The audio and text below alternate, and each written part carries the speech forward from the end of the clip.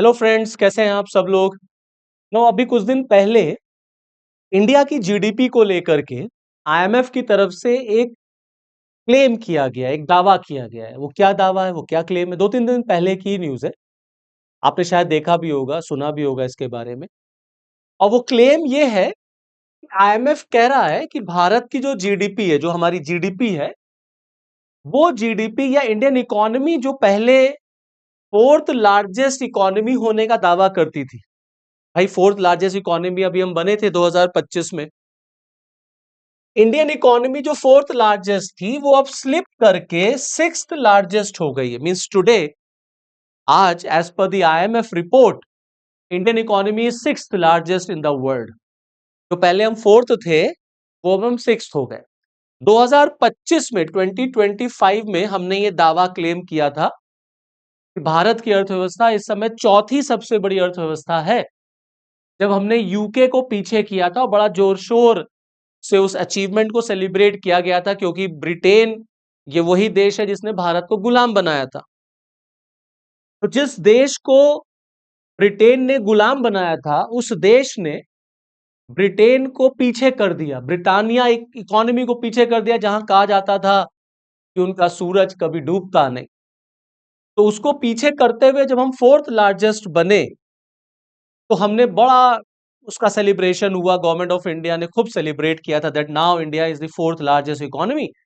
और बहुत जल्द हम थर्ड लार्जेस्ट बन जाएंगे। हम जापान को पीछे करते हुए तीसरी सबसे बड़ी अर्थव्यवस्था बनेंगे। 2022 में, 22 में, 2022 में हम फिफ्थ लार्जेस्ट इकोनॉमी बने थे, फिफ्थ, फिर फोर्थ, 2025 में फोर्थ।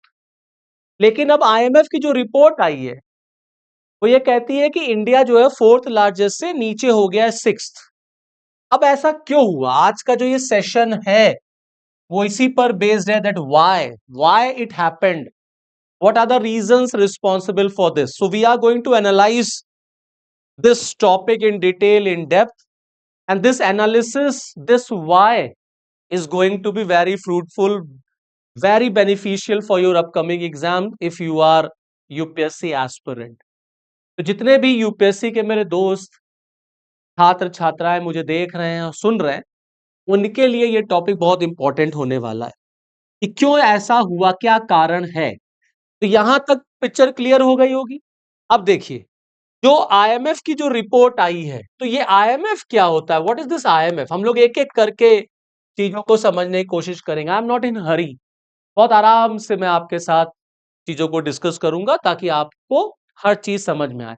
और अगर आपको ऐसा लगता है कि वीडियो थोड़ा लंबा खिंच गया है, थोड़ा ड्यूरेशन ज्यादा हो गया है, तो आपके पास तो ऑप्शन है, आराम से पॉज लगाइए, पॉज का बटन दबाइए, चाय पानी पीजिए, थक गए हैं तो थोड़ा सा पानी मुंह पे डालिए, थोड़ा आराम करिए, फिर देखिए। समझ रहे हैं? अगर वीडियो थोड़ा सा लंबा हो रहा, अब कितना लंबा वीडियो होगा मैं अभी कह नहीं सकता, लेकिन अगर ऐसा आपको लगता है तो हम लोग बहुत डिटेल में समझेंगे। और एक बार समझ गए अगर आप ये, तो आपको कोई प्रॉब्लम नहीं आएगी, इस बात की गारंटी मैं लेता हूं। तो चलिए आईएमएफ को समझते हैं। आईएमएफ क्या है? No, IMF is international monetary fund. International monetary fund, I am sure you must have heard this name, international monetary fund. International monetary fund world bank की तरह ही एक बैंक है, या ये कह लीजिए एक इंटरनेशनल ऑर्गेनाइजेशन, आप ऐसा समझिए, एक इंटरनेशनल ऑर्गेनाइजेशन है। इन दोनों को ट्विन सिस्टर्स भी कहा जाता है, क्योंकि ये दोनों ब्रिटेन वुड कॉन्फ्रेंस के बाद बने थे। जब सेकेंड वर्ल्ड वॉर खत्म हुआ, पूरे वर्ल्ड की इकोनॉमी को रिकंस्ट्रक्ट करने के लिए, जो डिस्ट्रक्शन हुआ था उन सबको सही करने के लिए ब्रिटेन वुड कॉन्फ्रेंस बुलाया गया। और ब्रिटेन वुड कॉन्फ्रेंस में वर्ल्ड बैंक और आईएमएफ स्टैब्लिश किए गए। वर्ल्ड बैंक और आईएमएफ दोनों ही कंट्रीज को लोन देते हैं। आईएमएफ जब लोन देता है तो इसका लोन का पर्पस बेसिकली अपने बैलेंस ऑफ पेमेंट को ठीक करना होता है। जो बैलेंस ऑफ पेमेंट का क्राइसिस है देश में, उसको सही करने के लिए। जैसे फॉर एग्जांपल पाकिस्तान, पाकिस्तान ने जो लोन लिया है वो किससे लिया है? ऑब्वियसली बात है, वो आईएमएफ से लिया है। ऐसे ही आपको याद होगा 90s के दशक में, 90s के डिकेड्स में इंडिया ने भी आईएमएफ से ही लोन लिया था। जब कहा जाता है कि भारत ने अपना सोना गिरवी रखा था, जब हम एलपीजी मॉडल लेकर के आए थे 90 के दौर में, तो हमने आईएमएफ से ही उधार लिया था। मैं इसी संस्था की बात कर रहा हूं, यही है वो आईएमएफ। ओके, अब इसी की एक रिपोर्ट आई है, आईएमएफ की एक रिपोर्ट आई है। आईएमएफ जो है ये एक रिपोर्ट पब्लिश करता है जिसको कहते हैं वर्ल्ड इकोनॉमिक आउटलुक। और इसी वर्ल्ड इकोनॉमिक आउटलुक में आईएमएफ ये दावा कर रहा है that Indian economy is not the fourth largest, it is sixth largest. Okay, अब ये सिक्स्थ लार्जेस्ट जो हमारी अर्थव्यवस्था है, अगर हम इसको सीक्वेंस में रखें कि कौन कौन सी अर्थव्यवस्थाएं आएंगी, तो देखिए टॉप मोस्ट पे तो अमेरिका ही आएगा। दुनिया की सबसे बड़ी अर्थव्यवस्था कौन है? अमेरिका। ओके, डबल डिजिट्स में आता है नंबर इसका। फिर अमेरिका के बाद सेकंड लार्जेस्ट कौन है? चाइना। थर्ड लार्जेस्ट कौन है? That is Germany. जर्मनी के बाद कौन है? That is Japan. जापान के पास कौन है? That is UK. And after UK comes India. ठीक, अब भारत से आगे जापान और यूके, हमने इसी यूके को ओवरटेक किया था। और जब यूके को ओवरटेक किया था हमने, तो हम फोर्थ लार्जेस्ट हो गए थे और जापान के पीछे करके हम थर्ड लार्जेस्ट बनते, ये हमारा ड्रीम था। बट अभी ऐसा नहीं है, ये आईएमएफ कह रहा। हाँ, आईएमएफ ये भी कह रहा कि 26 27 में हम फोर्थ और थर्ड लार्जेस्ट बन जाएंगे। ये उसने पॉजिटिव साइन दिखाया है। तो ये जो स्लिप आया है, ये जो डिक्लाइन हुआ है, ये क्यों हुआ है? क्या कारण है इसके पीछे? देखिए, बड़ा सिंपल सा रीजन है। रीजंस हैं, मेनली तीन रीजंस हैं। कौन कौन से रीजंस रिस्पॉन्सिबल है इसके लिए? सबसे पहला, वन इज कि जो आपका रुपया है, वीकनिंग ऑफ रुपी। समझ रहे हैं? जो रुपया है वो हाल के दिनों में गिरा है। इसी को आप एक्सचेंज रेट भी कह सकते हैं। एक रीजन एक्सचेंज रेट का है। दूसरा, जो आपका इंपोर्ट है, इंपोर्ट, वो महंगा हुआ है, वो कॉस्टली हुआ है। और तीसरा जो है आपका कारण, आप this weakening of rupee, exchange rate, और फिर आपका इंपोर्ट का महंगा होना। और तीसरा, हमने अभी रिफॉर्म किया इसी इसी साल फरवरी में, हमने रिफॉर्म किया इन कैलकुलेशन ऑफ जीडीपी। हमने अपना बेस ईयर चेंज किया है। ओके, तो मोटे तौर पर ये तीन कारण जिम्मेदार हैं कि क्यों हमारी अर्थव्यवस्था जो है वो गिरती हुई दिख रही है। फोर्थ से हम क्यों सिक्स्थ पर आ गए। ठीक है, ये तीन कारण, इसको ध्यान रखिएगा, ये प्रीलिम्स में ऐसे ही आपसे पूछेंगे। अब देखिए, ये जीडीपी क्या होती है जो मैं बार बार ये नाम ले रहा हूं, जीडीपी जीडीपी का? ये जीडीपी क्या है? बहुत सिंपल सा है, ग्रॉस डोमेस्टिक प्रोडक्ट, जीडीपी।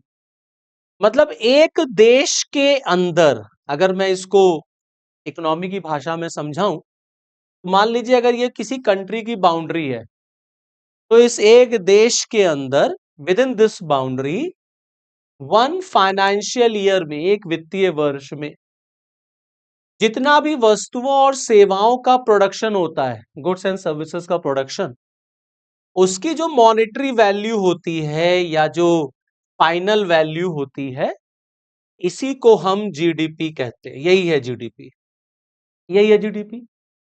इस देश के अंदर, भारत के अंदर जो कुछ भी बन रहा है, मतलब जो कुछ भी प्रोड्यूस हो रहा है, मींस एग्रीकल्चर से लेके इंडस्ट्रियल प्रोडक्शन से ले करके सर्विस सेक्टर में जो कुछ भी हम प्रोड्यूस कर रहे हैं, कितना एग्रीकल्चर हुआ, कितनी गाड़ियां बनी, कितने मोबाइल बने, कितने बैंकिंग सर्विसेज, मतलब जो कुछ भी है, इन सब के आप वैल्यू को जोड़ दीजिए। और जो फाइनल वैल्यू निकल के आएगी, जो जो जो मॉनेटरी वैल्यू निकल के आएगी, जो मार्केट वैल्यू निकल के आएगी, उसी को हम कहते हैं GDP, that is gross domestic product.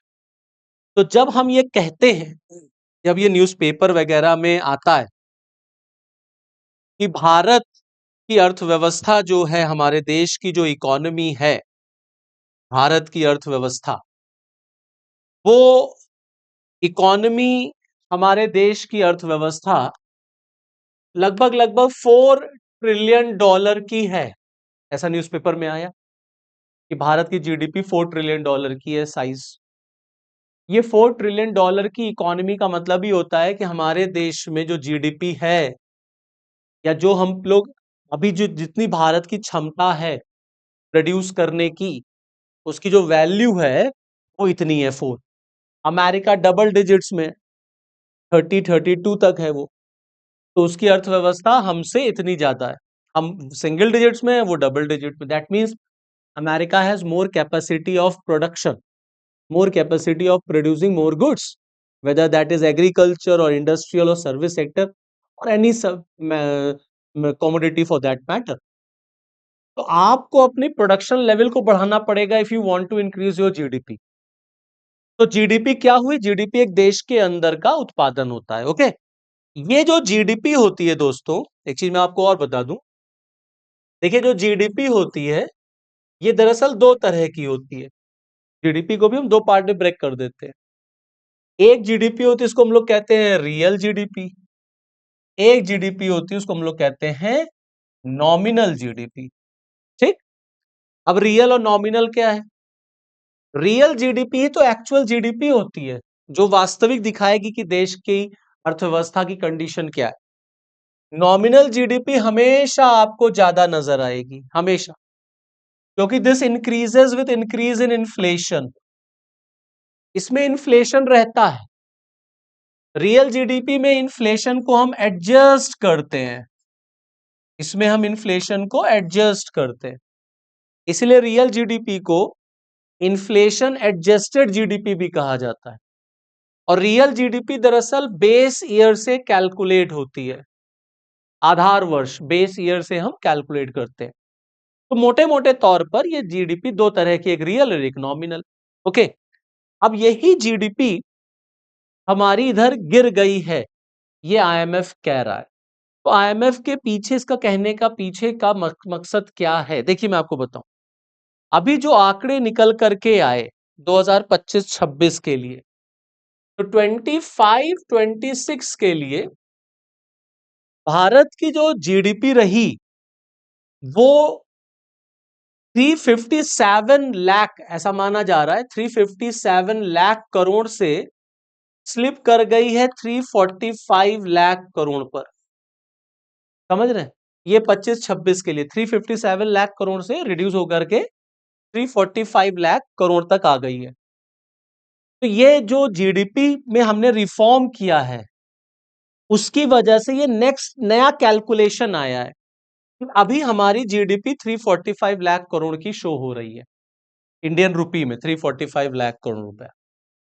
अब ये जो मैं आपको बता रहा था कि रुपया कमजोर हो गया, इसका इम्पैक्ट, या जो इंपोर्ट कॉस्टली हुआ है उसका, या जो बेस ईयर हमने चेंज किया है उसका, हमको लगता है यहां तक आपको बातें समझ में आई। अब देखिए, बहुत सिंपल सा मैं आपको बात बताता हूँ। अब भारत सरकार का, या ये समझिए कि हाल के दिनों में हमारा रुपया जो है वो गिरा है। रुपया गिरा किसके मुकाबले? डॉलर के मुकाबले। ये हम सब जानते हैं कि इंटरनेशनल लेवल पर जो व्यापार होता है that is conducted in dollar, and we adjust our currencies in dollar. भाई देखिए, हर देश अपने अपने लोकल करेंसी में बैलेंस ऑफ पेमेंट बनाता है। भाई हर कंट्री अपने अपने लोकल करेंसीज में तो व्यापार कर रहा है, लेकिन जब आईएमएफ के पास जा रहा है तो वो डॉलर में जाता है, क्योंकि भारत का रुपया, उधर चाइना का, उधर जापान का, सबकी अपनी अपनी करेंसी है। अगर सब लोग अपनी अपनी करेंसी में बैलेंस ऑफ पेमेंट बनाएंगे तो आईएमएफ को दिक्कत होती है। तो इसी वजह से डॉलर में सबको कन्वर्ट कर लिया जाता है, एक्सचेंज रेट जिसे आप कह रहे हैं कि एक डॉलर में कितना रुपया।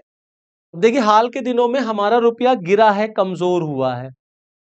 रुपया कमजोर क्यों हुआ है? ये जो इंटरनेशनल लेवल पर जो इशू चल रहा है, ये अमेरिका ईरान वॉर की वजह से हमारे रुपए पर उसका इम्पैक्ट पड़ा है।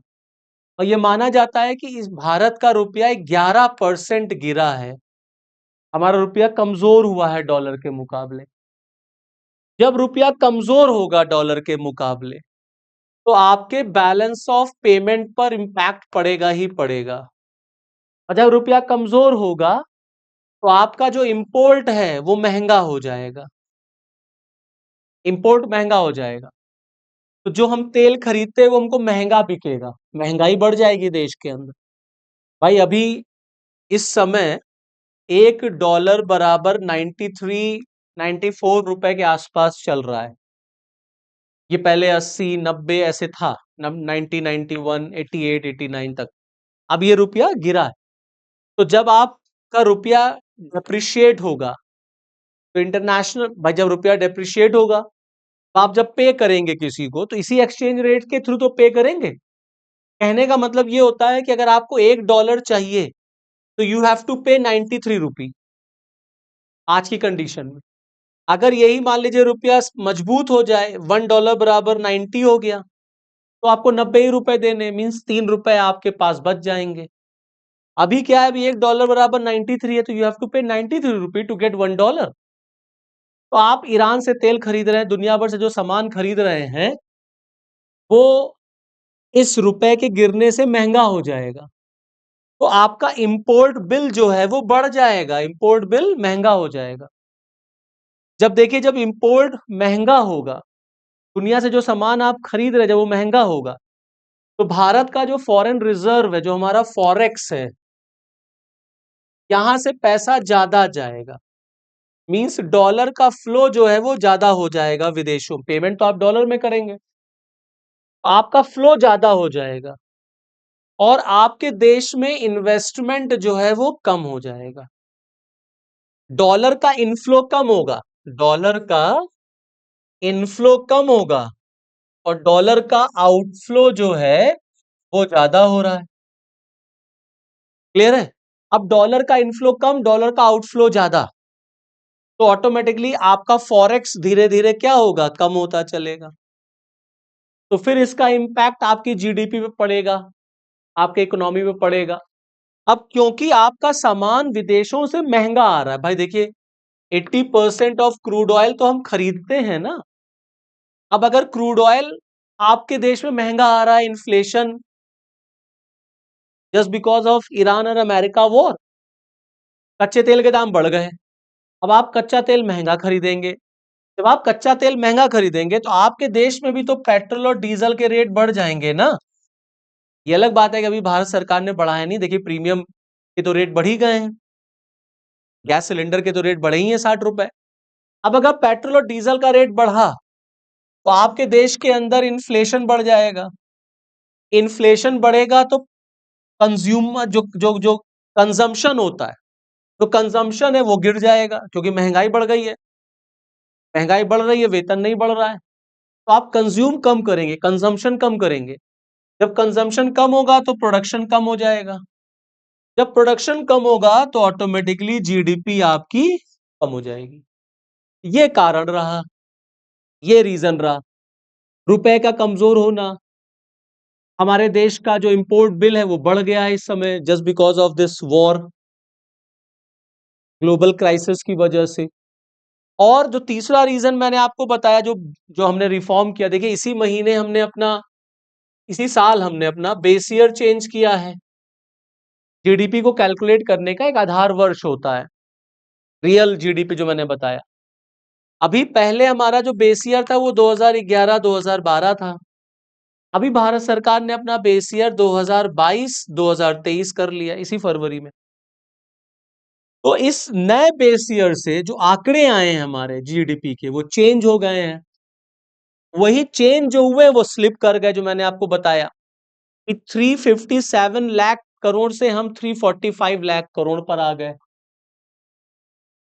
बेस ईयर्स चेंज होने से हमारा जो जीडीपी का जो कैलकुलेशन हुआ है वो कम हो गया है। अब जब ये कम हो गया, तो हमारी जो जीडीपी, जो आईएमएफ ने जीडीपी निकाली हमारी, वो जीडीपी हमारी फोर्थ से सिक्स्थ पे आ गई। अब आईएमएफ कहता है कि भारत की अर्थव्यवस्था फोर्थ ना हो करके सिक्स्थ लार्जेस्ट है इन द वर्ल्ड।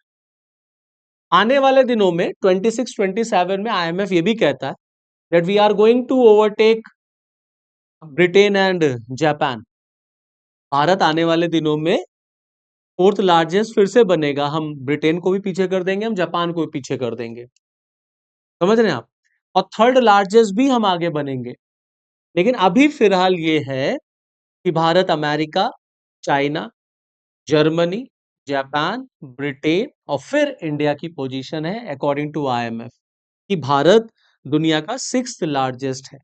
अब देखिए 2025 के लिए भारत की जीडीपी 25 के लिए हमारी जीडीपी जो है वो 3.9 ट्रिलियन डॉलर, ये 2025 के लिए है, इतना एज्यूम किया गया, इतना 2025 में 3.9 ट्रिलियन डॉलर हमारी जीडीपी रही 2025 में। एज्यूम किया गया था ज्यादा, 4.1 ट्रिलियन डॉलर के आसपास, गिर करके 3.9 ट्रिलियन डॉलर हमारी जीडीपी। 2026 में, 2026 फाइनेंशियल ईयर में हमारी जीडीपी जो है वो 4.15 ट्रिलियन डॉलर एज्यूम की गई है। 4.15 ट्रिलियन डॉलर ये एज्यूम की गई है हमारी जीडीपी। अभी हाल फिलहाल में हमारी जीडीपी जो है वो जापान और ब्रिटेन मतलब यूके के बाद है अकॉर्डिंग टू आईएमएफ। ये कारण थे। पहला कारण रुपए का कमजोर होना, जिससे हमारा एक्सचेंज रेट बिगड़ गया, और रुपए के कमजोर होने से ही हमारा इंपोर्ट जो है वो महंगा हो गया। इंपोर्ट महंगा होगा तो देश के अंदर महंगाई बढ़ जाएगी, ऑब्वियसली बात है, डिमांड और सप्लाई का खेल बिगड़ेगा।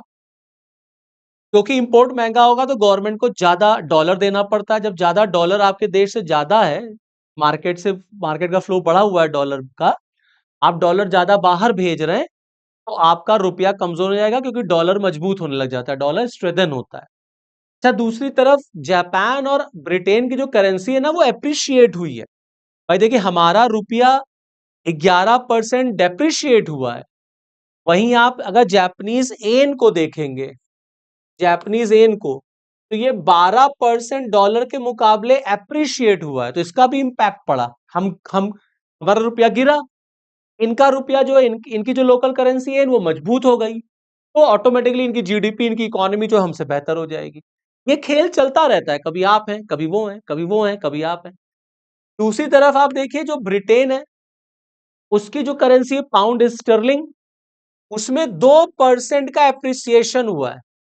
भाई हम गिरे और वो 2% बढ़ गया डॉलर के मुकाबले, हम तो डॉलर के मुकाबले कमजोर हो गए, और ये दोनों लोग डॉलर के मुकाबले मजबूत हो गए। तो जब हम गिरेंगे तो हमारी जीडीपी जो है वो पीछे आएगी, समझ रहे हैं, और जब ये बढ़े तो इनकी जीडीपी आगे बढ़ गई। तो अभी फिलहाल सिचुएशन क्या है अकॉर्डिंग टू आईएमएफ, कि America, then China, then Germany, then Japan, and then UK, and then India. ठीक है, अब आगे देखना है कि कैसे भारत सरकार क्या काम कर रही।